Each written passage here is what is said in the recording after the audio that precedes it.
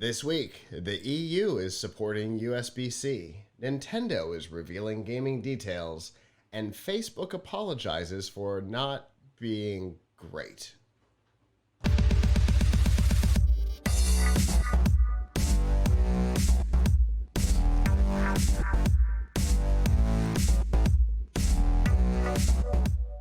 Wherever you are and however you're accessing our show, whether it be on social media, Facebook, Instagram, Snapchat, or Twitter, through one of the podcatchers like Apple Podcasts, Google Podcasts, TuneIn, and a myriad of other options through our live stream platforms, livestream.com, YouTube, Twitch, Facebook, and Twitter, or of course on our website, PLUGHITZlive.com. Thank you for making us a part of your day. This is episode 604 of F5 Live for September 27th, 2021, and there are several ways that you can join us. The first is, if you're joining us live right now, normally Sunday nights at 9 p.m. Eastern, you can go to f5live.tv/join us, and there you can chat with us in the studio. Give us your feedback on the topics as we talk about them. If you're not able to join us live, that is okay. You can also subscribe to this and all of our other shows by going to PLUGHITZlive.com/subscribe. There you'll see F5 Live, the Piltch Point, PLUGHITZ Live Presents, First Looks, and a whole lot more. And of course, you can find all the ways to watch, listen, and follow along. So for our regular viewers, you'll notice that was different because my script crashed just as we started the show. Oh, isn't technology fun? Anyway, we're here on a Monday, and we're back. We've been off for a little while for some personal stuff. I was sick, and we had some other stuff going on. So it's good to be back. Avram, how have you been? Been way too long? Good. It's good to be back. It's I'm glad you're feeling better. It's so awesome to have Alante here. Woo! For sure. What's up? You know, when there's a heavy gaming topic, I've got to show up. Yep. I've got to show up. Yeah, and tonight we're talking about all the Nintendo stuff. And it's hard to do a Nintendo topic and not have Alante on the show, so. Because I'm a fanboy. Yeah, for sure. And that's good. You know, we've always said this, right? That the way this show works is we've got people who have different areas of interest and different focuses, and that's how we keep the show fresh and interesting. We got different people who know different things. Alante is definitely our Nintendo expert. And I know a lot about gaming in general. True. You know. So what have you been up to, Avram? You've always got interesting projects going on. Yeah, well, just really messing around with 3D printers a lot. So there's one behind me. Oh, I can even show it to you. There you go. Okay, so ta-da! That is actually a highly recommended 3D printer called the Elegoo Neptune 2. It is one of the best deals. It is the best deal in 3D printing. You can often find it for $160 to $180 on Amazon. It is functionally equivalent to the Creality, I think, Ender 3 Pro, which is a very popular model. And it works really well.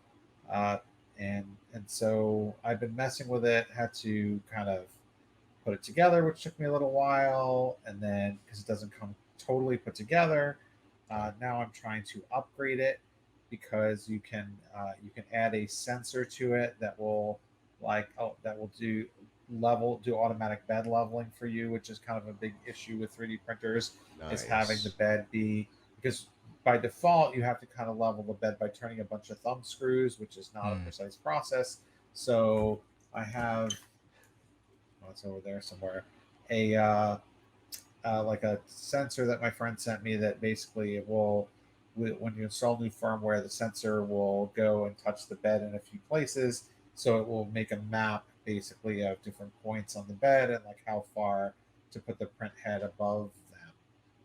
So even if the bed is physically not even, it will make it even in your print by Got it. by lowering it. So I have to. It doesn't like- require you to do something to respond to it. It compensates for the current scenario. Yes, it compensates for your lack of having it balanced, How, which some and how people much don't is that like. They upgrade? prefer to do it themselves.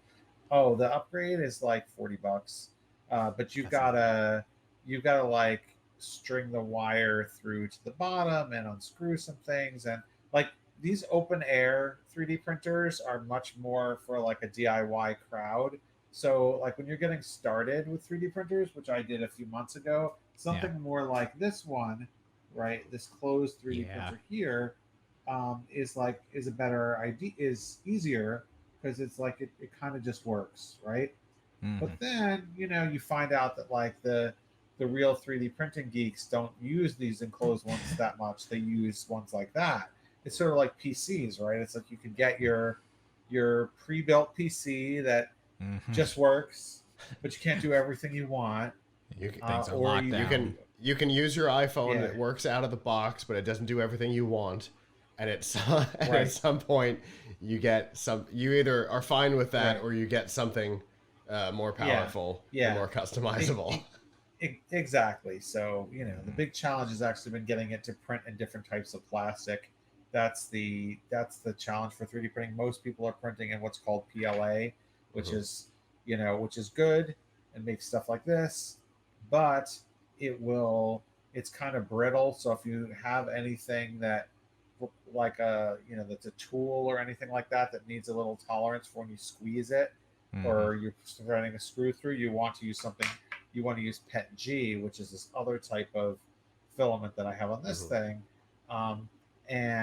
But the PETG, if the temperature is not totally right, you get like it gets stringy. So you can see the bottom of this little stringy.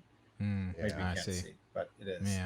Yeah. Anyway, that's the project stuff I've been working on. Is spending a lot of time on 3D printer stuff. I will tell you, all the 3D printer stuff that you've been doing lately has gotten me wanting to get back into it. I have got 2 open air 3D printers sitting at Amrock that are in pieces. That I think I want next time I'm over there. I think I'm going to bring one back and get it back up and running. And I want to learn how to 3D print. So like that's been one thing I've really been wanting to get into. And so, hearing you talk about this, I'm like trying to absorb as much information as I can. Yeah, Well, the good news is it's for people who are interested in getting started with 3D printing, we have a Piltch Point episode with a lot. We do. There might even be 2 with a lot of information about how to get started. And then Tom's Hardware has a ton of 3D printing information, which is why you've got 2 of them in your room. Yes, we were doing a lot and learning how to, like you learn by doing. So learning how to do this has been very helpful to me. I think obviously there's a lot of different sides to it. Like, what do you want to do with it? Do you just want to make cute models like this, which is nice, but I didn't really need that many cute models in my life. Or if I did, I needed ones that were like, pop vinyls. Sure. But there's useful things. There's useful things, that you can do with it too, making like little tools and things like that. I have over here somewhere a wrench I made with it. I can't say it's a great wrench because I should have printed a different plastic because it's a little bit, porous. Here I have. I mean, it's a little meta, but here are some feet for the 3D printer that were printed on a 3D printer. I like it. And you can you can screw and unscrew them. So like this little, you put a Nice. foot on it. So I thought it was kind of cool that you could actually have a screw that's, 3D prints and has a thread. You can use that up as a server rack, Scott. Yeah, right? So anyway, so there's useful things like that where maybe you need a part for a robot. Maybe you need, maybe a little like hook or rack or something broke and you need exactly the right thing. This 3D printer could be really good for that. Yeah, and I can tell you when we did the robot in a weekend a couple years ago, We used several 3D printers during our design and implementation process for several parts on the machine. So yes, lots of capability in the robot space. Speaking of robots, great transition point. Next week starts Roboticon 2021. We will be at Amrock every weekend of October, doing various versions of broadcasts. But don't worry, that doesn't mean that F5 Live will come to a halt. We will either be doing them from Amrock after hours, or we will be doing them back here on Sundays like normal. So the show will go on, just we'll be in lots of different places, and we won't exactly know what it's going to look like weekend to weekend, but we will be here, and we will have tons of content on our Twitch channel where we will be hosting the Roboticon content, as well as on the Roboticon YouTube page, so definitely check that out as well. I think if you search for Roboticon Tampa Bay, you'll find our YouTube channel, and we'll be there basically every weekend of October for some version of broadcasts. So that'll be a ton of fun. We're looking forward to it. We're going to try some new stuff, particularly that we want to try.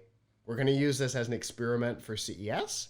We've got some ideas on some things that we want to do, basically using the same technology that Avram uses to connect in for this show. We want to be able to do that from the show floor at CES, and so we're going to try it out at Roboticon. We'll see if it works.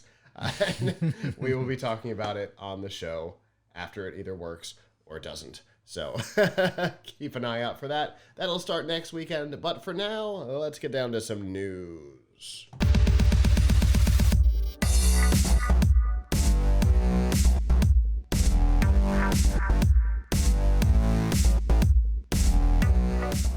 This week's Nifty Gifties on F5 Live is proudly powered by the Microsoft Store.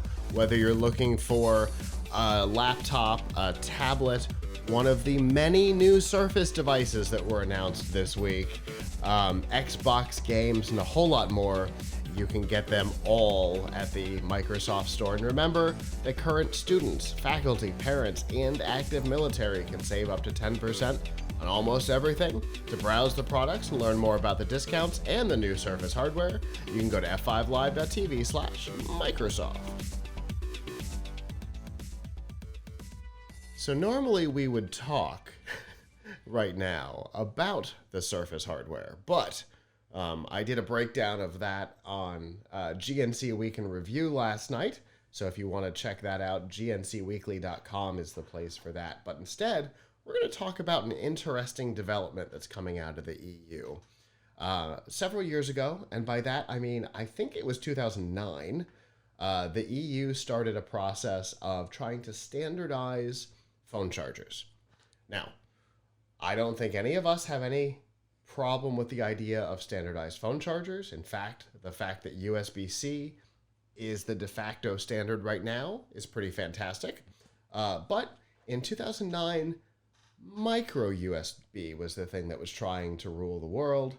And so they got all the major players to agree to either implement it or have a process for using micro USB. In particular, as you've figured out, Apple was the question mark there.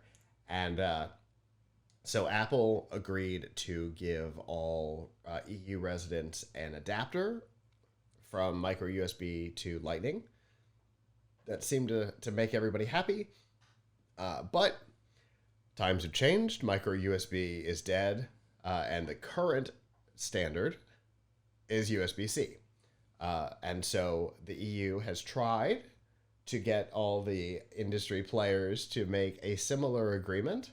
And obviously everybody has, except for Apple. Mm-hmm. And the reason that Apple is being a bigger problem this time is because the EU doesn't just want compatibility, they want port. So that's a big wording change from the last one. They don't want just plug your USB-C into an adapter for Lightning and be able to charge that way. They want a USB-C port on the iPhone. So Apple said, no, thank you. And so now they're looking at actual, instead of agreement or regulatory means, they are looking at legislative means to force any company that sells a phone, tablet, camera. I've got the whole list here. Where did it go? Smartphones, tablets, cameras, headphones, portable speakers, and handheld video game consoles. Everybody to use USB-C. And again, basically, everybody is covered except for Apple. but not laptops. Laptops is not in that list. So, I mean, we have seen some really nice progress in the laptop world in the last like 3 years or so, including with the new Surface devices that have the dual option for the magnetic port or USB-C. Yes, so we have seen that. And by the way, Apple was actually a pioneer in this space, in the sense that Apple was among the first to use USB-C charging on a laptop. Apple is USB-C charging on a laptop. Apple is USB-C charging now on new tablets, but not phones. Correct. And apparently they're pushing hard on it. So Apple's argument. Why? Okay, so Apple's argument. There are two specific arguments against the way. There's one argument against the concept, and there's one argument against the way it's implemented. So Apple's argument is against the concept of standardization. And they have argued that essentially they have more ability to do interesting things if they have their own connector. And I'm going to tell you, just so we all know, PLUGHITZ Live put out a post on social media, across all of our social media, asking, does Lightning give you anything that USB-C doesn't? And even die-hard Apple fans went, no. So I think while Apple says, we have more capability to do interesting things if it's our own connector, they're either living in the past when iPod docks existed, or they once again are trying to fight giving up any kind of control. It definitely sounds like they just want to be masters of their own domain. Yeah. Thank goodness that micro USB died, by the way. Yeah. I mean, hated it. Micro USB is not dead. It is dead on phones. Sure. Yeah. It is not dead in the single board computer world, or microcontroller world. True. Here's a here's a Raspberry Pi Pico, right? Just new device just came out in January, and micro USB. And this is a professional production, TV production, SDI adapter from HDMI to SDI for high-end cameras that powers off of micro USB. Brand new. Brand new. Got it in May. Yeah. There's a lot of places that just won't give up on USB-C, which I don't micro USB. Yeah. And then, I think it is slightly more expensive, because I've noticed that there's a lot of different clones of this, board here, and the more expensive ones have Type-C. Okay. So I think Type-C does cost a little bit more. It's probably a minuscule amount more, but so on a phone that costs hundreds of dollars, it's probably de minimis the amount of savings that they would get. But when you're dealing with a Pico board or something like that, they might be taking advantage. $4. Right, exactly. Yeah. They're looking to take advantage of the penny savings by going into old stock and ordering micro USB that somebody's got barrels of somewhere that they desperately want to get rid of. Or could just be that it just costs less to manufacture. I don't know. Could be. But I have heard that Type-C is still slightly more expensive. But anyway, whatever the case is, you're right. Micro USB is a pain. I mean, it is, one of those things that even no matter how many times I plug it in, I always get it wrong at least 2 times. Yep. Right. Always on the third try. Yes. Right. And if you do it and if you try too hard to do it and you do it wrong, you can break it. So I've broken when so Type-C many. came along, when Type-C came along, I really, really was excited about it. I still love USB Type-C.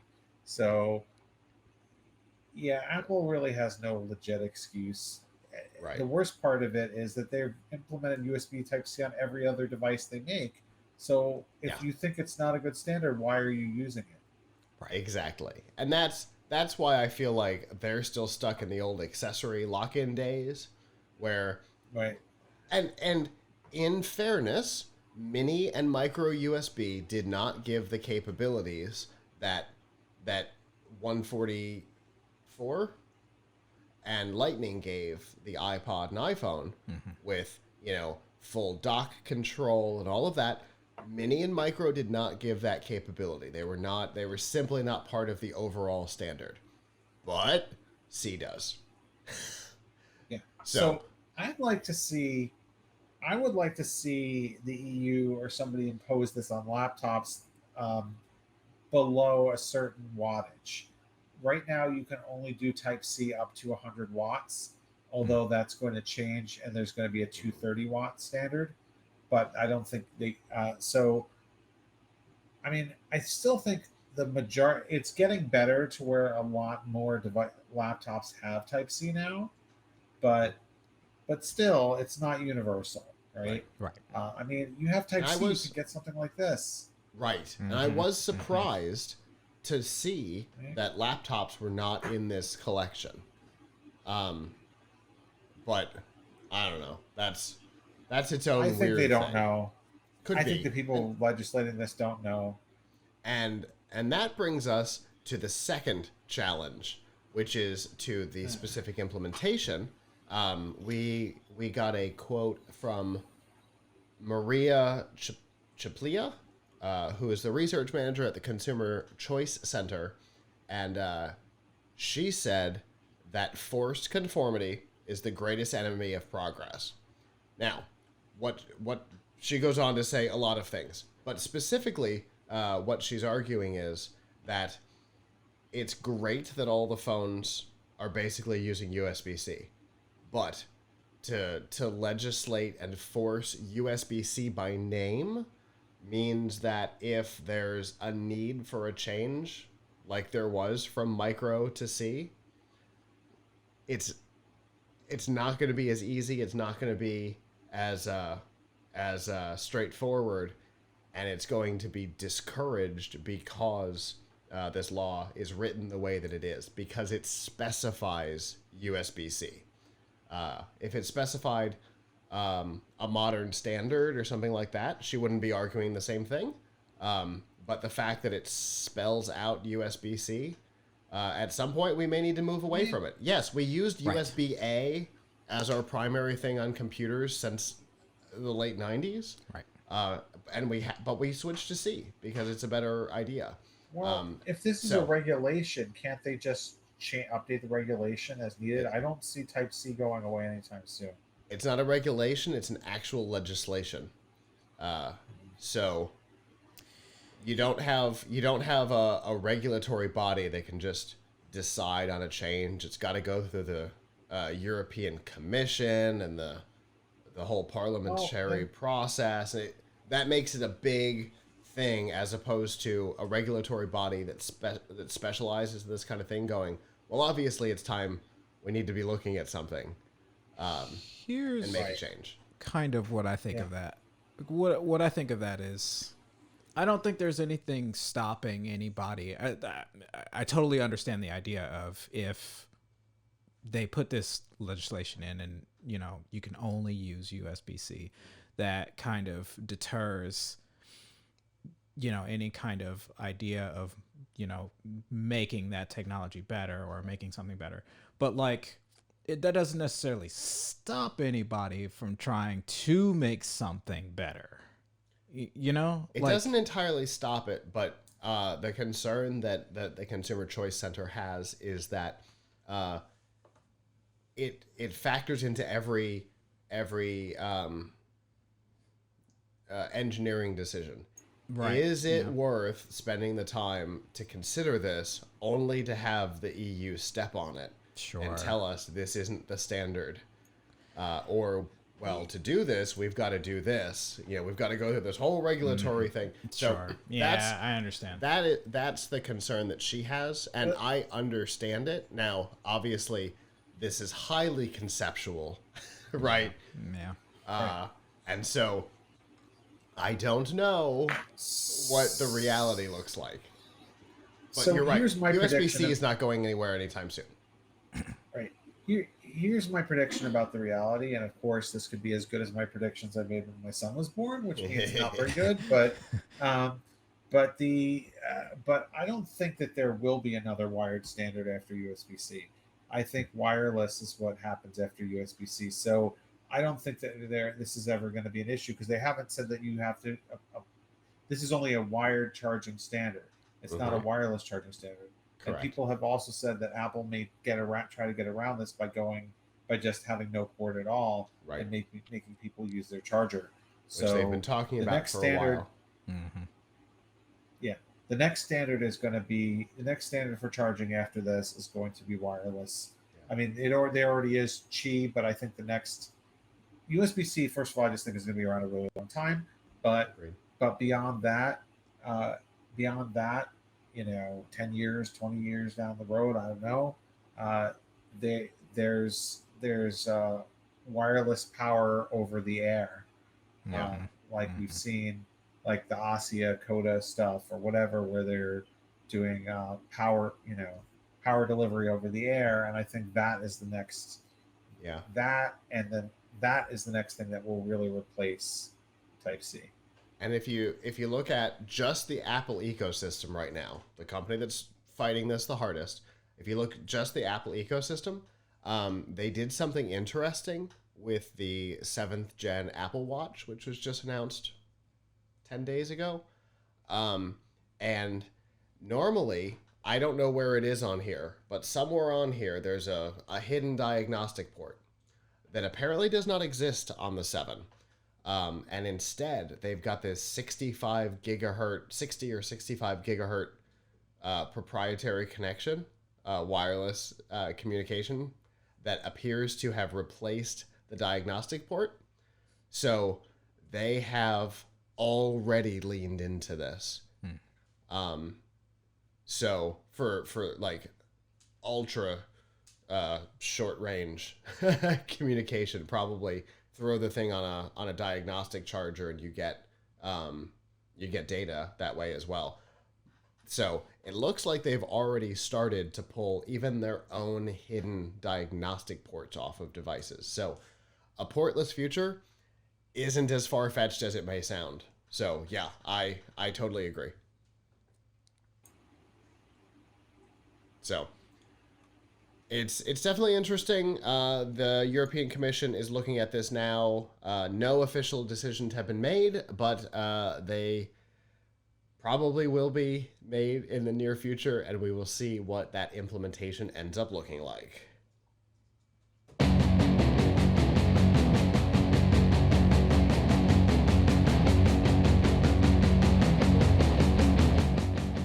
This week's Piltch Point with Avram Piltch is proudly powered by PureVPN. The best way to protect your privacy online is with PureVPN. You can hide your online activities, say goodbye to regional restrictions, and improve your streaming quality. Plus, it's available for almost all of your devices. And to get a special price right now, you can go to piltchpoint.live/PureVPN.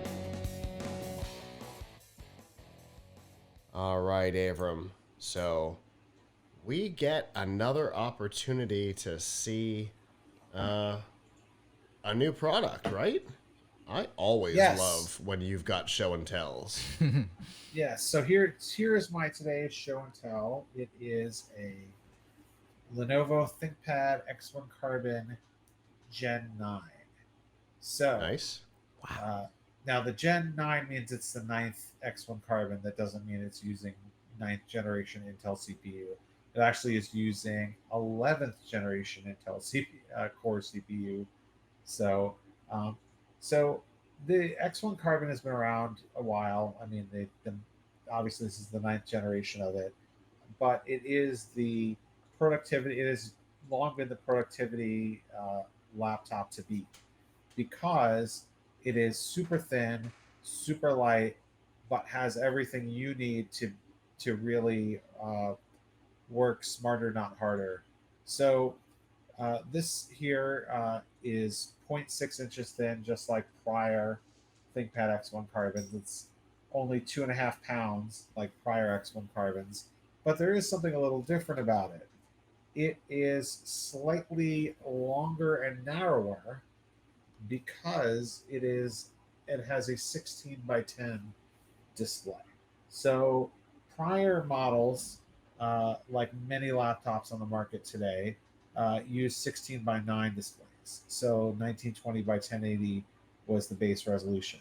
This is 1920 by 1200.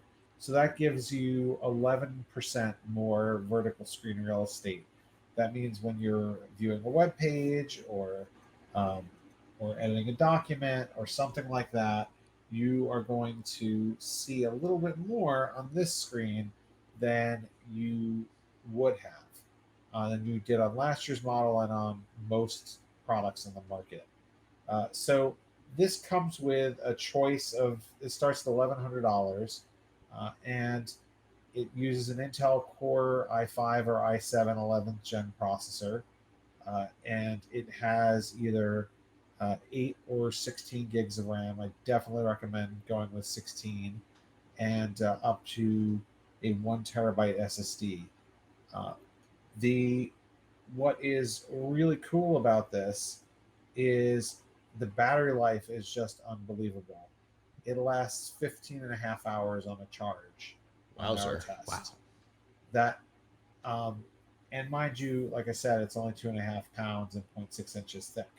The keyboard is obviously really, really good keyboard because it's a ThinkPad, and ThinkPad keyboards are, you know, are always among the best, if not the best. Notoriously wonderful. Yes. For those who like the nubs, as I do, you have the track point or this glass touchpad.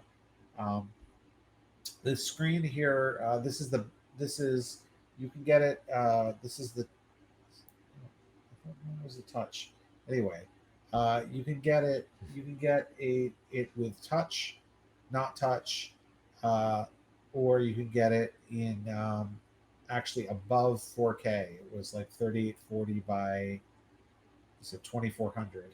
So actually slightly above 4K, if you desire. The speaker system on this is actually really good. You have two speakers on either side of the keyboard and another two on the bottom surface here. Wow. So it actually sounds really good. It has the ports you need. A lot of thin and light notebooks these days only have Type C, but here you have two Type C ports, which are actually Thunderbolt 4 compatible, and you can charge from either of these. Nice. You can use the charger that comes with it, or you can use any USB-C charger that supports 60 watts, or even I think 45 will do. It also has USB Type A ports, full size HDMI out, not micro or mini HDMI, and another full size USB and headphone jack and lock slot on the other side. Wow. So it's the performance is really strong, on par with other notebooks like this. I mean, obviously it's integrated graphics, so it's not going to be for gaming. But you've got a really good feel with the keyboard. It's really light, great to put on your lap, stays cool while you use it. Even pretty cool when we were running an intense benchmark, Cinebench 23, on repeat. It stayed, the cooling was good. The display, the default display is not super colorful. It's about 71% of the DCI-P3 color gamut. But if you get the 4K display, it probably has more color. On the other hand, the viewing angles are really good. This registered 350 nits. Again, if you buy the more expensive screen, you can get one that promises 500 nits. But unless you're going out in the sun, this is probably more than adequate, and you get really good battery life for the you get really good battery life for having a lower screen. Here you have a 720p webcam, which is decent. It does the job. It has a shutter here, so if you're worried about privacy, you can close the shutter. They also make a version of this, which my review unit here doesn't have, with an IR camera for doing Windows Hello facial recognition. Okay. If you so desire. But it's pretty straightforward notebook that just really does a fantastic job. The keyboard just feels really fantastic. I love using the track point because then I can type and navigate around the desktop without moving my hands to touch the touchpad. I know some folks just don't like using the nub, but really it's hard to ask for more. I mean, I wish this were more upgradable. That is my biggest beef with it. You cannot upgrade the RAM; it's soldered, and you might be able to upgrade the SSD. You're supposed to be able to. I tried removing the back on this, because what you're supposed to do is loosen the 5 screws here and take the back off, but the back would not pry off for me, and I wasn't going to force it because I try not to break the stuff people send me for review. So fair enough. So, but you're supposed to be able to get the back off to change the SSD if you want. My recommendation is just buy it with don't buy it with the 256 gig SSD option, because that's too little. So, I mean, this is a really good laptop. It's going to be on our review of this going up probably tomorrow on Tom's Hardware, and it's going to be on our list of best ultra portables and best ultrabooks, because if you are looking for a clamshell laptop to, for being productive, this is the one to get. This is absolutely what I would take with me to go to a major event like CES. I actually have an earlier, like an earlier generation of this that I do take with me everywhere. Sounds like a powerhouse. Yes, a shopping journey that we all got to follow along on. Yes. Okay, that's all true. I was as an aside, we had my mother's 80th birthday party yesterday, and and we had over some of her friends who were of a similar age, and one of them said he needs, should he replace his Surface? He said he has a Surface 4. Should he replace his Surface 4 because the battery is swelling? And I said, "Oh, your battery is swelling? Yes, you should. You should get rid of that laptop as soon as possible and hide from it." I don't even know where. I don't even know where you're supposed to take something like that, but turn it over to some e-waste place or something, because that's a fire hazard. Yeah. And then he said, "Well, what should I get to replace it? I really actually don't care about using it as a tablet." So I don't know why he had a Surface in the first place. Right. So I said to him, "Well, if it were me, I would get a ThinkPad X1 Carbon, and he said, okay, but that sounds pretty good. What about HP? I said, okay, well, another good choice for folks who just want a laptop that's good for carrying around, and just getting like work done, but not necessarily gaming and not necessarily doing like intensive processor intensive stuff like video editing, the HP Spectre X360 is always a good choice. So uh, that's the advice I gave him. But if it were me, I would get the ThinkPad because of just the battery life is really epic. The keyboard is first class, and of course you have, unlike a consumer class notebook like the Spectre, this is a business class notebook that's gone through mil spec testing, so it's more likely to survive being dropped and shaken around and things like that. It's made to last, and I can say from experience with other ThinkPads I've had, they do last. My son has my ThinkPad that I bought in 2014, and he's using it every day now. It's a 7-year-old notebook, and it's still working pretty well. Very nice. Yeah, they're pretty hard to kill, and based on your past recommendations, I have also recommended the X1 Carbon many times, because I know how much you like it. Yeah, it's definitely it's really good. So I strongly recommend it. For more information, definitely check out our review, which should be live probably tomorrow. Very cool. Well, Avram, as always, I appreciate the information. I always love to see the products that you're messing around with, especially when they're new laptops. Show and tell is my favorite day of the week, and I look forward to what we talk about next.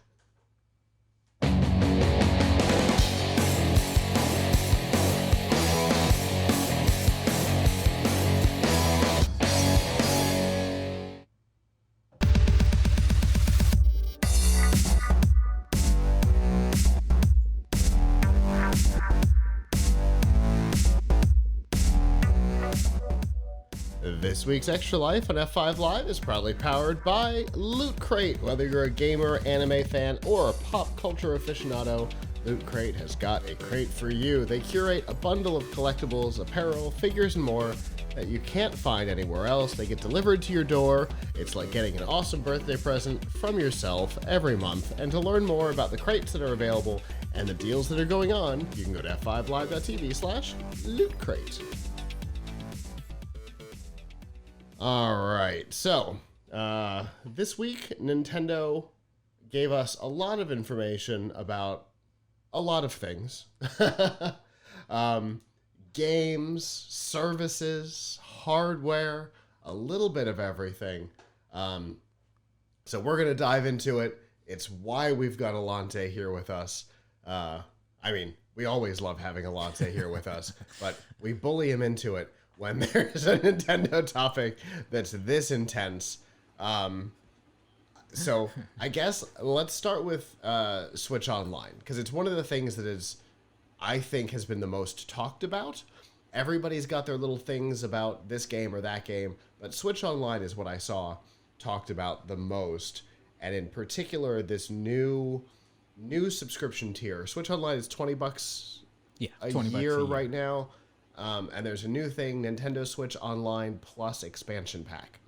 We don't know how much it's going to cost, but it's super cool. So it sounds really interesting because they decided to, hey, we're going to kick off this new service, this addition to your yearly subscription. Hopefully it's not anything more than $40 or something, right? You know, I mean, but either way, it's a yearly thing. So, can't really complain about it too much. But they decided to give us some new virtual console things to play. And those two new consoles that we get to play are now N64 games and Sega Genesis games. Ooh. How crazy is that? Right? But we've also been waiting a very long time for that. It's true. It's a little surprising. And, you know, one of the things that we've said since the Switch came out was that if any console had the ability to be like the go-to place for retro gaming, it would be the Switch. It's got all this capability to to do, emulation of basically any other platform. We've gone all the way back to the original NES and Famicom. Mm-hmm. But somehow they've missed all kinds of stuff that they own, like the N64, which is probably the thing that people wanted the most. Mm-hmm. When they announced the NES Mini, the first thing that people said was, well, that's nice, but can we get an N64 Mini? And they went, no. Why would we do that? What do you think we want? Money? But with this, we got lots of cool games coming, right? Yes. Everything from, your basics, Dr. Mario, okay, up through Mario Kart 64, Super Mario 64, Yoshi's Story, Star Fox 64. Mm-hmm. And those are all launch day. Come on. This to me is really exciting. Like, especially, okay, so a lot of the internet in general we've been wanting, an N64 emulator, which really should have come around a long time ago. Yes. Not gonna, poke at Nintendo too much, but it really should have. We should be in like the GameCube era, or even the Wii era at this point. The Switch should be emulating the Wii, especially since the Wii is not very powerful at all. But anyway, it's the fact that they threw in Sega Genesis along with this. That was the hook. Yeah. That's the thing that really was like, okay, this is awesome. Echo, Fantasy Star 4, Yep. Sonic the Hedgehog, but just 2, which makes me a little sad. Yeah. I'd like the first one as well, but whatever. Yeah. Streets of Rage 2. Uh-huh. That's a good one. Contra Hardcore, Castlevania Bloodlines, all kinds of Genesis games. Yeah. This was a good move, honestly. Unexpected and a great move. And not only are they offering this, I mean, this is just we're just talking about the online service. But along with this, they also announced these controllers for the N64 and the Sega Genesis that are going to be coming out for the Switch. Fully wireless, Bluetooth, correct? I think so. I think they're Bluetooth. I think that's. I think all Switch is Bluetooth. Yeah. I would say I think that's how all the controllers work. And it's wonderful. They are modeled after the actual console controllers. The N64 controller looks and feels like an N64 controller. Like you still need 3 hands. Yeah, exactly. and the Genesis controller, just to annoy all of us, if you are in Japan, you will get the good Sega Genesis controller with the 6 buttons, and if you are in the West, you get the garbage 3-button controller. Why do we get 3 buttons? Because there's always got to be something that's more exciting if you go to Japan and get it. So, I mean, that right? Yeah. So now you've given me a mission, right? Which is when I hopefully go to Computex in next May, right? They often will have the Japanese Nintendo stuff on sale at the computer mall there. And last time I was there, this was lost on me because I wasn't looking for it, but one of my colleagues was excited because they had like this retro Famicom there that you couldn't get in the United States. Yeah. And maybe you could get it on eBay or something. Right. So I wouldn't be surprised if this is out by then. If I go to the computer mall next year and they have the 6-button controller there, and you bring one back for each of us. Yeah, that's what I heard. Yes. Word on the street is you've given me a mission, so I will. There we go. You give it now. We'll have to see. I don't know. Did they say when it's coming out? Is it going to be out by then? By May? If I remember correctly, it's supposed to be before the end of the year, right? Yeah, it is supposed to be before the end. So there's a decent chance. They have several stores that are devoted just to selling controllers and games and things like that.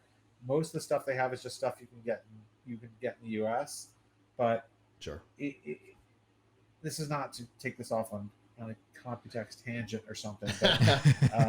But but every time I go, which I'm so sad that I haven't gone the last 2 years because of the pandemic. Mm-hmm. But every time I go, we take a flight, the same flight that arrives at 5 in the morning Taiwan time. The hotel will not let us check in until like 1 in the afternoon. So inevitably, Wow.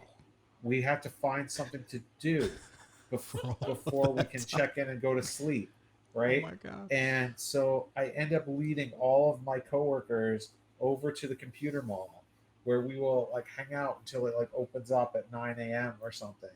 And we will walk around the computer mall. And if it's the first time that someone has seen the computer mall, they're like, oh, this is cool. For the rest of us, we're kind of like, well, wait a second, this is sort of like Newegg, but in person, because they don't have anything. They don't have a lot that you couldn't already buy here online. Sure. Mm-hmm. But what they do have for those who are looking for it is that kind of thing. Yeah. So usually I end up walking around there like, I got to buy something. I'm here, but there's nothing here. I couldn't buy it elsewhere. Now you gave me a mission. So next year, just remind me before I go. Hopefully I'll be going. Hopefully there'll be a Computex. Oh, you'll get reminders. Don't worry. Guys, remind me, and I will look for it there because they like I said, they usually have some like weird like PlayStation and Nintendo stuff. As far as like PC hardware, it's very generic. Right. So, stuff you can get here. All right. Before we move on to the next topic, I want to say hi to the chat room. I see we've got some people saying hi. Hello. If you've got input on our Nintendo topic or anything else we talk about tonight, definitely let us know. I know that one. Excellent. Yeah. So our next topic, Bayonetta 3. Yeah. Yeah. He made that noise then too. Yeah. God, I love that game. Oh yeah, I see some more buddies in chat. Yeah, Bayonetta 3. Oh my god. So here's the thing. What was the date of the reveal trailer? I believe December 7th, 2017. Yes. So that was when we got the announcement of Bayonetta 3. And all we got was a logo. Which, I mean, hey, cool. We knew it was on the horizon. Sure. But sorry, that was my fit of anger. But we knew it was on the horizon. So now we finally got a reveal trailer. We finally get to see what she looks like. She looks absolutely gorgeous. We got to see a little bit of the environment. As per usual. Yeah. It's the reason why Jess plays her. Exactly. Bayonetta always looks incredibly different, but always immediately recognizable. So they did a great job with her design. The environment looks a little different. The guys were talking Japanese at the beginning, and I was like, what is this? And I was like, oh, it's Bayonetta. Definitely. 100%. I recognize these cinematics anywhere. But a couple details one thing that I noticed, I'm real big into voice acting, and I know a lot of people noticed this right away, is when she started talking, her voice was different. And I was a little concerned at first.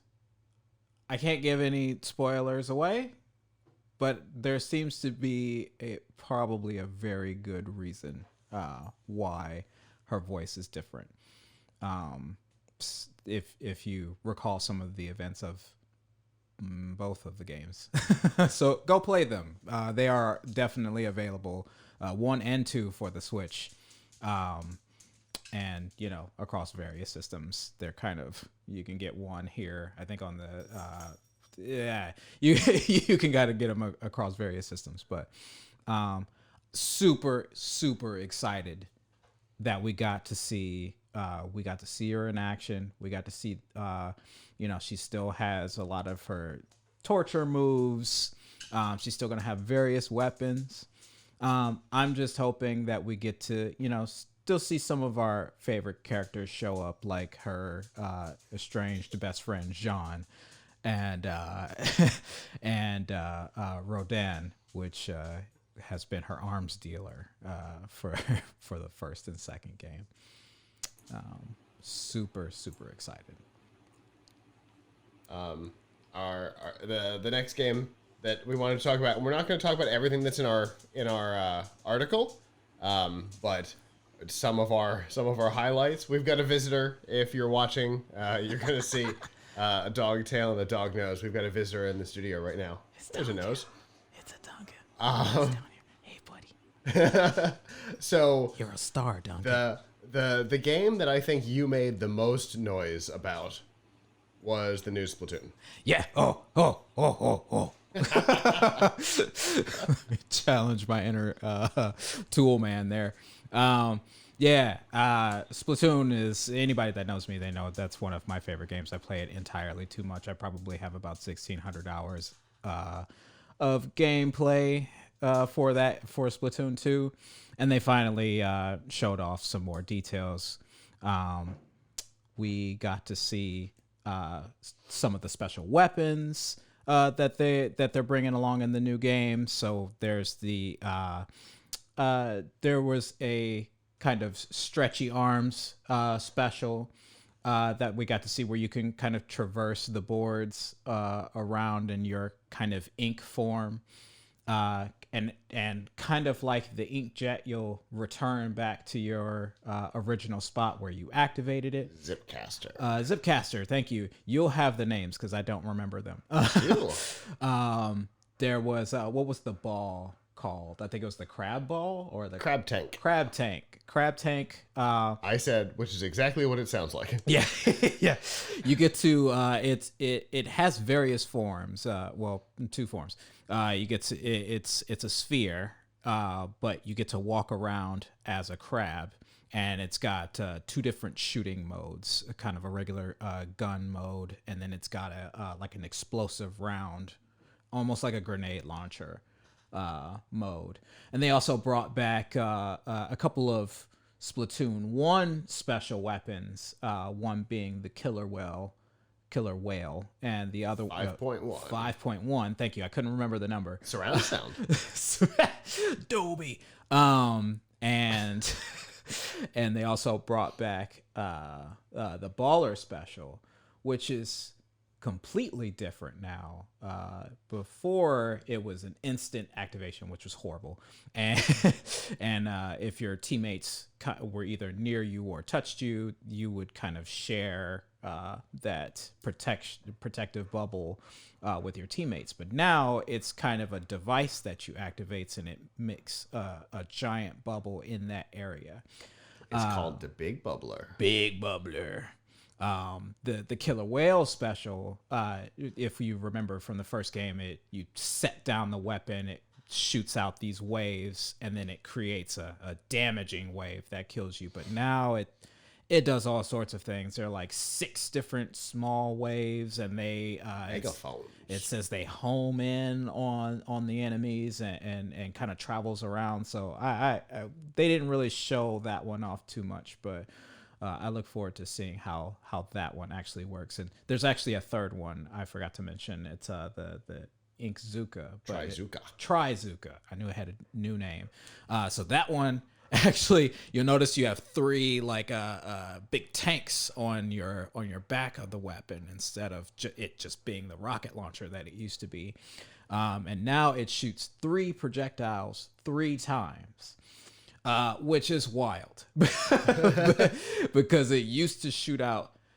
Get this. It was a horizontal weapon that shot vertical shots towards you that got bigger the farther they traveled, and it was a one-hit kill. So now it's 3 projectiles that spread out, and you could shoot 3 of them. That's crazy. It's wild. I don't know how that's not going to be absolutely broken when that comes out. I have to address something that's happening in the chat room right now. Somebody just said that they have 1,900 hours in Splatoon. He didn't say they. He said you, as in me. You do? Yep. Okay. So he checked my Wii profile. I just real quick want to put that into perspective. I definitely got the calculator out. That's 79 days. So just wanted to do that real quick.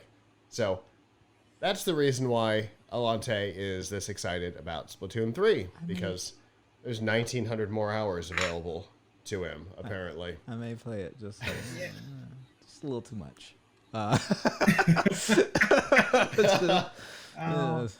just a little. But yeah, that's almost 3 full months if you were to play straight through. Anyway, putting that into perspective. We've got some other information on Kirby and the Forgotten Land, Metroid Dread, but the game that I kind of honed in on Mario Party Superstars is Mario Party Superstars. Yeah. So that's the game that I honed in on because Mario Party has been a disappointment for so long. It used to be fantastic. It was one of my favorite games. Wait, you don't like the current one? No. But that's okay because Superstars is bringing back a lot of the stuff that I loved about the first while keeping a lot of the stuff that's good about the current and making what is theoretically a Superstar game. So I'm stoked about this. Some of the old boards with now added online play. I really love this day and night cycle thing. Yeah, where it cycles. So sometimes Boo is asleep and sometimes steals your stars. I'm not gonna lie. I'm not gonna try and gender Boo because I'm thinking 3000 Brigade and that's messing me up. We definitely have a drag queen in Boo, so I do. I'll tell you what's wrong with the current Mario Party real quick. They did not structure the boards very well because several I want to say about 80% of the time that I played the current Mario Party game, whoever went first wins. Yeah. Interesting.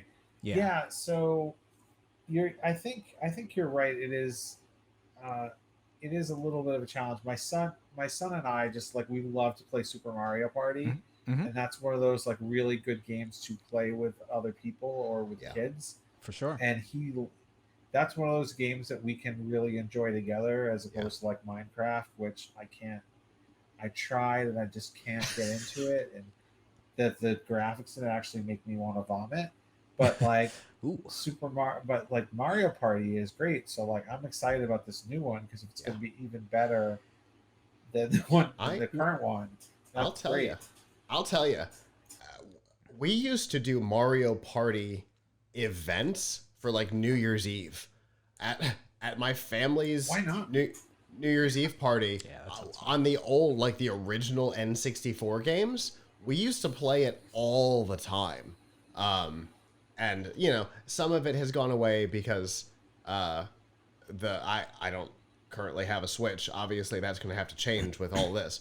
But I don't currently have a Switch, but I've played some of the current ones. I played the Wii and Wii U, and it just didn't feel the same. But I love that they're doing the feel the same and the more modern stuff and adding stuff like the day and night. And there's a lot of cool stuff. I'm super stoked about this, and I haven't been excited about a Mario Party game in a number of years.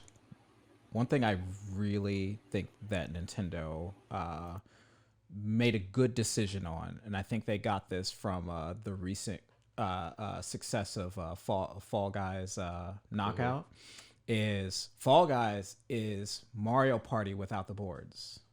You're just competing in mini games to get the crown, to be the number one. And I think that's what people have wanted, really. And so they've made it to where in this new Mario Party, you can just play the mini games online. So you can play the boards online, but you can also play just the mini games online as well. Instead of just it being like a training island, like in the old games, it's like a full featured game in and of itself, which I like. Yeah. That's a cool addition. And I think you're right.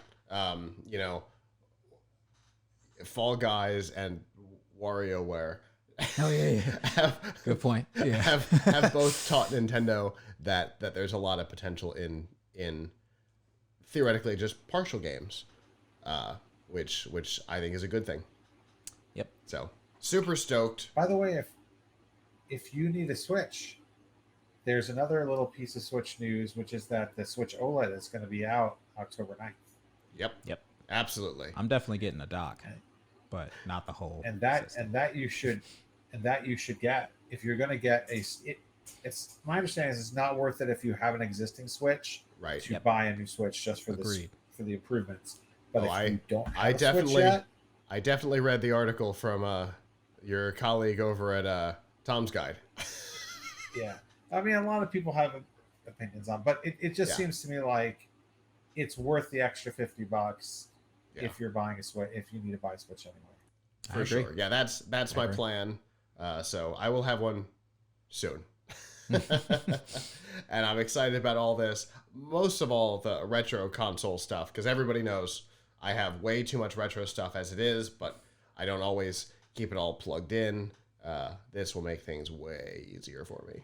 And I know we're not going to talk much about this, but they are doing a fantastic job with Metroid Dread. Yeah, for sure. I just have to say that.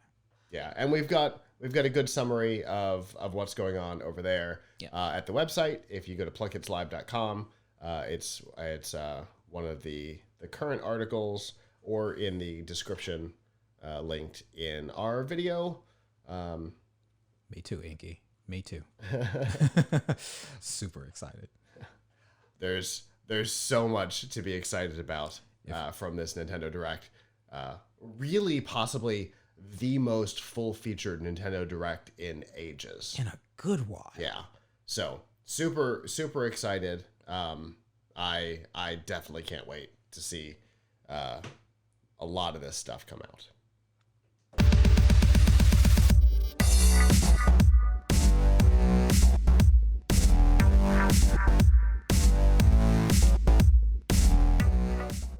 This week's news from the tubes on F5 Live is proudly powered by Malwarebytes. Whether you use a PC, a Mac, or a mobile device, Malwarebytes Premium is the company's strongest protection ever.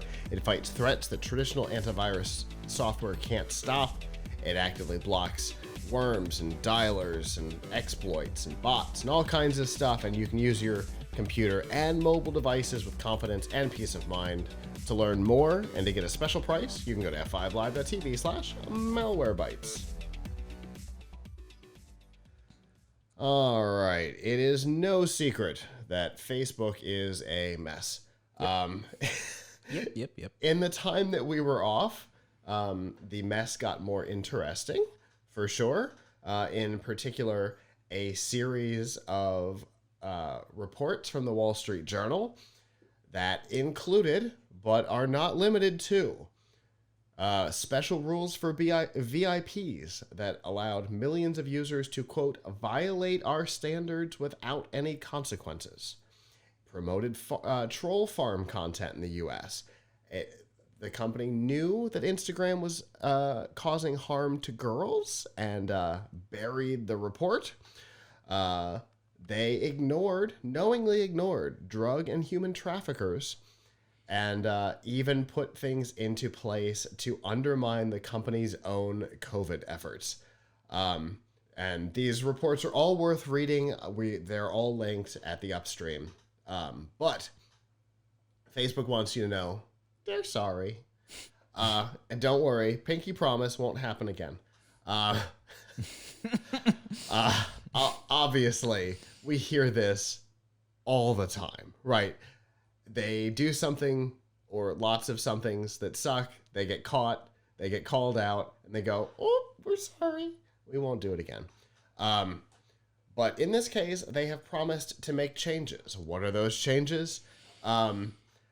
They're actually going to care about, or claim to care about, safety and security as part of the product design and development. Now, you might be surprised to find out that that was not a priority. It wasn't just not a priority.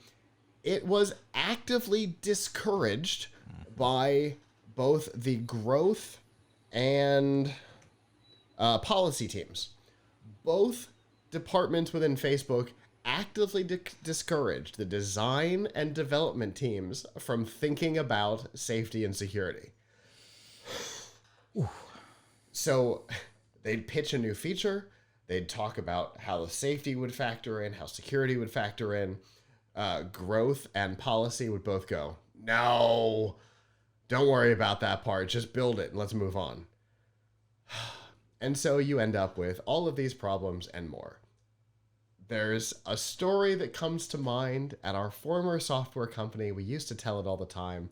I may have even told it on the show. I know Alante's heard it. Bank of America put in ATMs. People would leave their bank cards because they'd take their money and they'd leave. They'd leave their ATM cards in the machine. So what do? Well, you suck the cards into the machine. Okay. Then you have a machine full of cards. So somebody can pull the ATM off the wall, take the cards, and start breaking into accounts. Okay, so now you got to put a shredder in the ATM.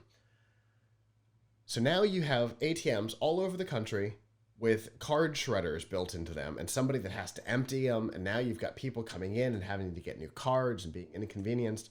All they had to do was give you the card back before your money. You're not leaving without the money. Mm-hmm. Take your card and now we'll give you the money. And that's how they work now. And that's exactly what would happen here. So they'd implement a feature, things would go horribly wrong. They'd put policies on top to address the very specific problem. And then that would cause its own problems. A great example that we have talked about on the show, Avram, was people were doing stupid images. So what did they do? They tried to promote video over images. And so what did people do? They did video that were still images. So the company then had to put an algorithm in place to check the videos to make sure there was motion.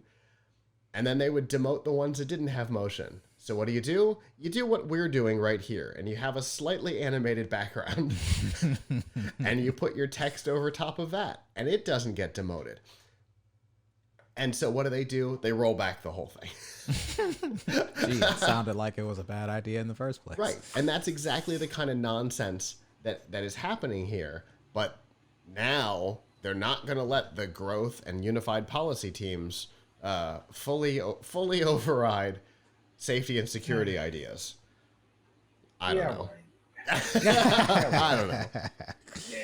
Look, this is true in most businesses. Facebook is just a business that is under a lot of scrutiny. Sure. For very good reason, because it's so popular and it has great implications for our public life. But the reality is that almost every business, when given a choice between doing the right thing and doing the thing that makes more money, is going to do the thing that makes more money, unless there's an economic incentive for them not to do it.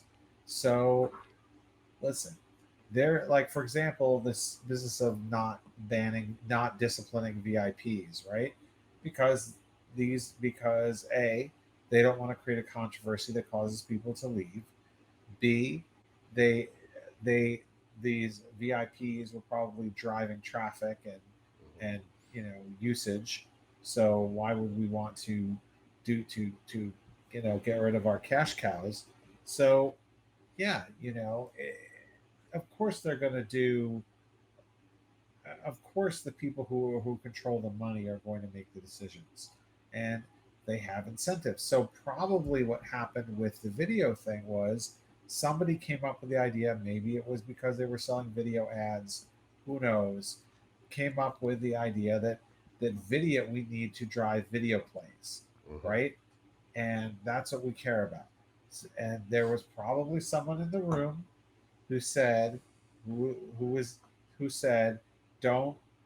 But people are just going to create still videos and workarounds. Oh, come on. Don't be a negative Nelly, whatever. Like, don't, we want to drive, we want to drive revenue and you're telling us to stop. Why? Okay, but I think this is going to be a problem. Oh, don't be so negative. We got to drive money. So what happens? The person who said that it wasn't going to work was right. But, that's how it works in every business that I'm aware of, have been a part of, everything. Every business, you have people who want to try something to drive growth. And even if it's an idea where you're like, hey, wait a second, maybe this is going to be a problem, they will always want to try it because the incentive is to grow. And so they have to, for something like that to not work, they literally have to see it not work. Yeah, true. And, Obviously, it's certainly a default behavior for many. It's not always that way. In my the thing that comes to mind is the microphones that are in front of all three of us. The company wanted to lower the quality on the first company he founded, and he's like, no, thank you, and he left and went off and made these instead because he was more interested in making a product that people loved and wanted than necessarily, getting that extra $3 by getting rid of some shielding inside of a product and then shocking my brother. But that's obviously a different topic. But yeah, there are the exceptions, and they're the ones that were being shot down by the growth and policy teams in this case, which is obviously a shame. And like we said in the past, they come out, they get caught doing a thing, they apologize. Do things ever really change? No, not really. But they make a grand showing of pretending that they do. Yep. Just a bunch of negative Nellies. I love that. I loved that name. that phrase. I really wanted Debbie Downer to be the next one. I wanted an SNL reference in there. I'm sorry. Next time. All right. Next Facebook topic. Debbie Downer becomes the. But yeah, so I don't suspect that a whole lot is going to change. But obviously, I suppose we'll see. No, we won't.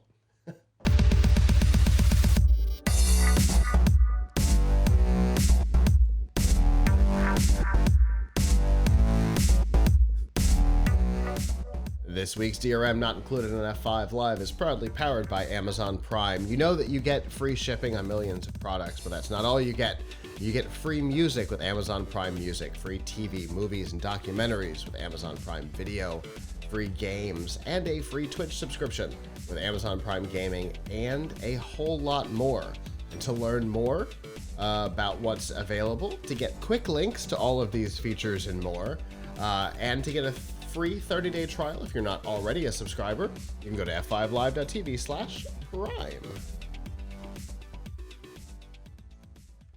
All right. Speaking of, if given the opportunity to do the wrong thing, they will. Let's talk about Twitch for a second. Hello, Twitch overlords. We will be talking about you for a little bit. If there were, I don't know, let's say if there were 4 letters to describe 2020 at Twitch, it would definitely be DMCA. I think the DMCA defined 2020 for Twitch. They absolutely came under fire with RIA DMCA notices. I think we kind of theorized that Twitch had not mattered to RIA until the beginning of 2020, and then they figured out how to scan it. And once that happened, did the DMCA takedowns start to happen. And so very famously, we talked about replay videos just being deleted with no notice, and then a very bizarre email being sent to streamers. It didn't exactly explain what was going on. Yep. And then a very public apology. Sound familiar? About handling things very poorly and promising to do better. The actual DMCA process has gotten a little better inside of Twitch, but this week, last week, an announcement was made, and then this afternoon, another one was made just after the article got shared again. So let's talk about what happened last week. Twitch announced that they had an agreement with the NMPA, the National Music Publishers Association, an organization that you may not have heard of, but it's kind of a sister to RIA. It's a similar organization. The agreement does not give streamers the ability to use music from NMPA artists in their streams. Let's be very clear about that. That is not what it does. What it does is does not slit your throat if you accidentally do have music on your stream. Which happens during special events. Yeah. And all sorts of stuff. Yeah. So if you're, this would never happen on, say, YouTube, where you're at a booth at CES and there's music playing in the background and YouTube hits you for a DMCA for music you did not know was playing. Never happened. That kind of thing happens on Twitch too, especially if you're playing, let's say, GTA, where actual music starts to play, right? There's all kinds of problems. So this prevents you from getting absolutely destroyed by a DMCA takedown. There's a new policy for NMPA where your videos will come down, you'll get warnings instead of just like, I don't know, they come to your house and smack you with a sandal or whatever it is they do right now. They're definitely calming the process down, but for NMPA artists. There are future possibilities as part of the agreement, which could include revenue share with artists from your stream if you want to use NMPA music, but none of that's been announced yet, but it's all part of a possible future with the NMPA.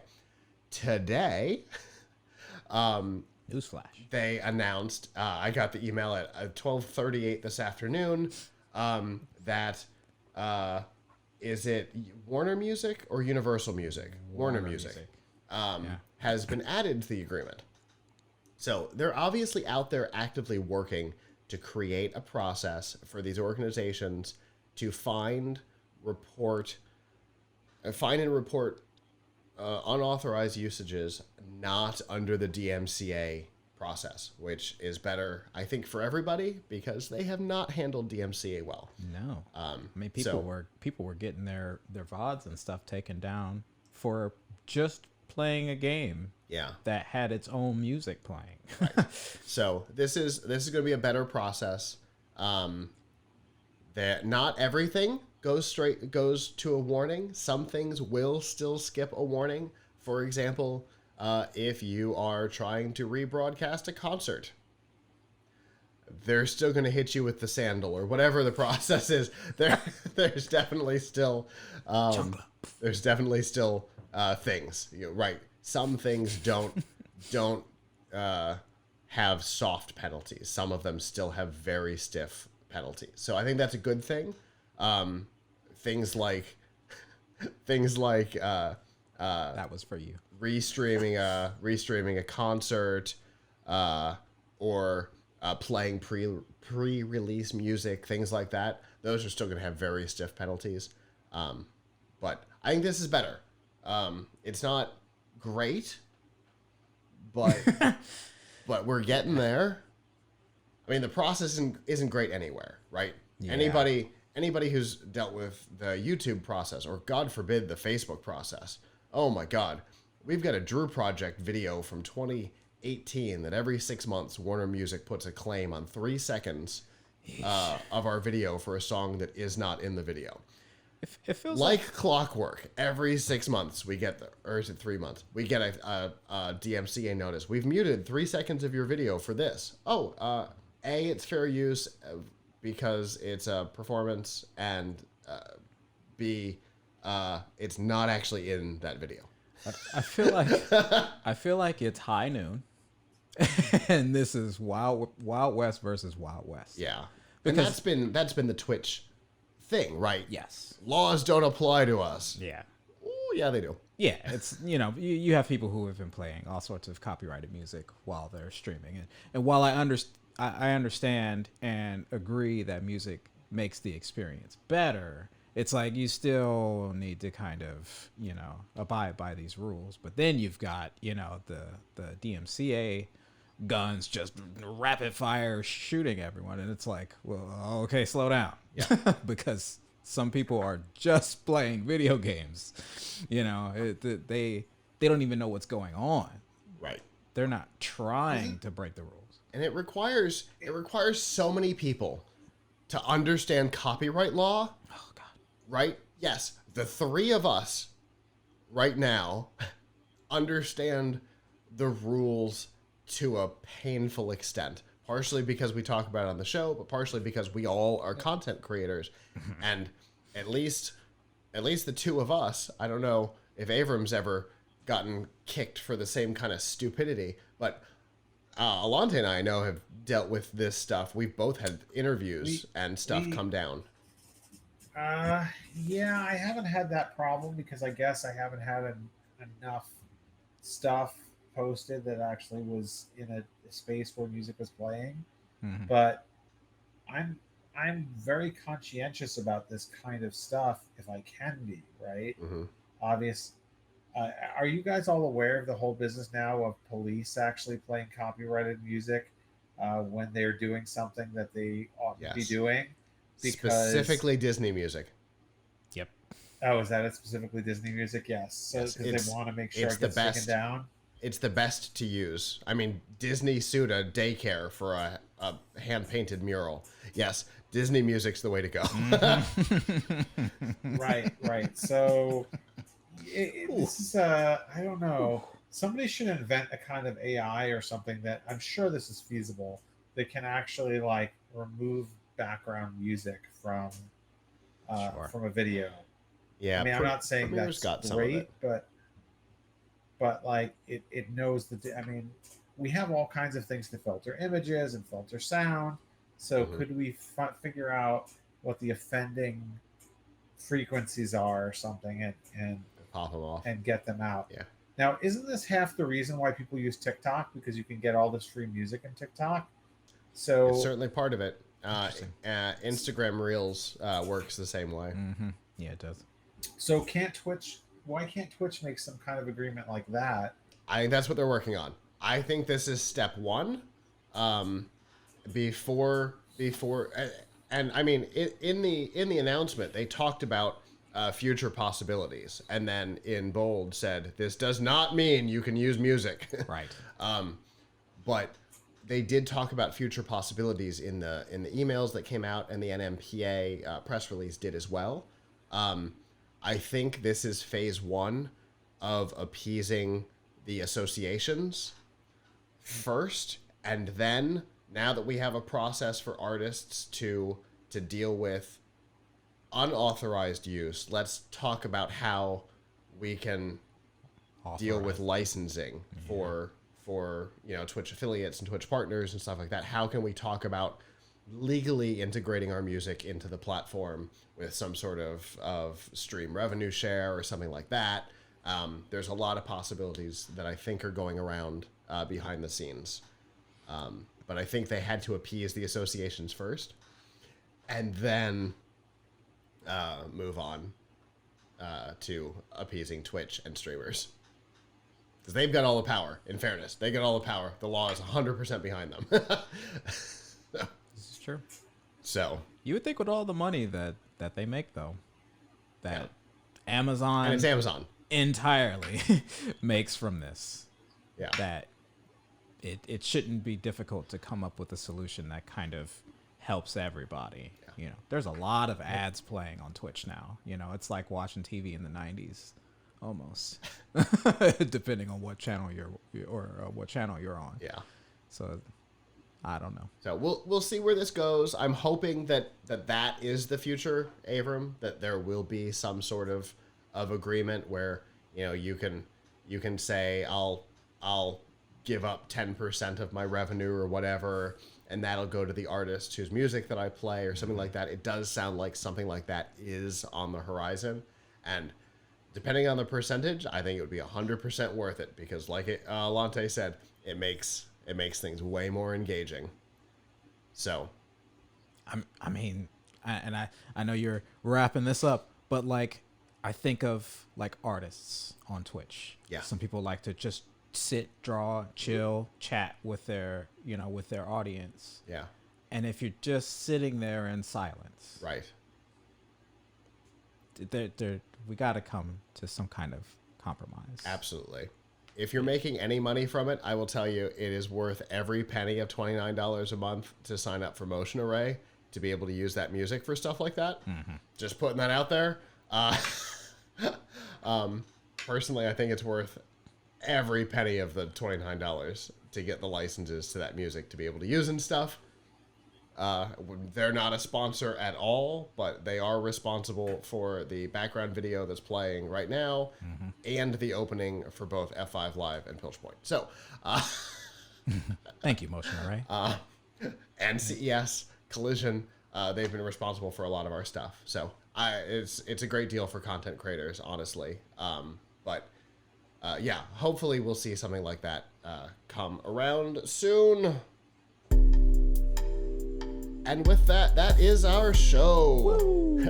Thank you to those of you who joined us live. There was a lot of conversation happening in the chat. Thank you for that. We always appreciate it.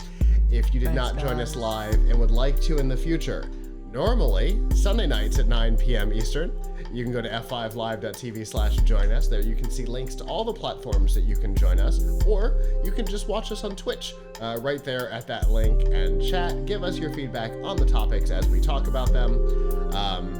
Wherever you are, make sure that you have subscribed, whether that be on one of the podcatchers, through YouTube, through Facebook, through Twitch, Twitter, wherever you are, definitely subscribe so you get notifications. If you're on YouTube, please hit the bell, because subscriptions don't mean anything anymore. And a reminder that next week starts Roboticon Tampa Bay 2021. It's going to be an extended, kind of exploded event. Instead of everything happening at once, every weekend will be dedicated to a platform. First LEGO League is next weekend. And then we'll on Saturday and Sunday, I think, is Vex. So we'll have a lot of stuff going on. We will continue to do our show either from there or back here in the studio, depending on how things go. So we will still be on, but we've also got a lot of content from the event that we will be streaming on our Twitch channel. So you'll want to watch that as well. It's going to be a ton of fun. And with that, on behalf of the staff that's not here, that will be there next week, I'm Scott. I'm Avram. And I'm Alante. And we'll see you back next time. Ciao.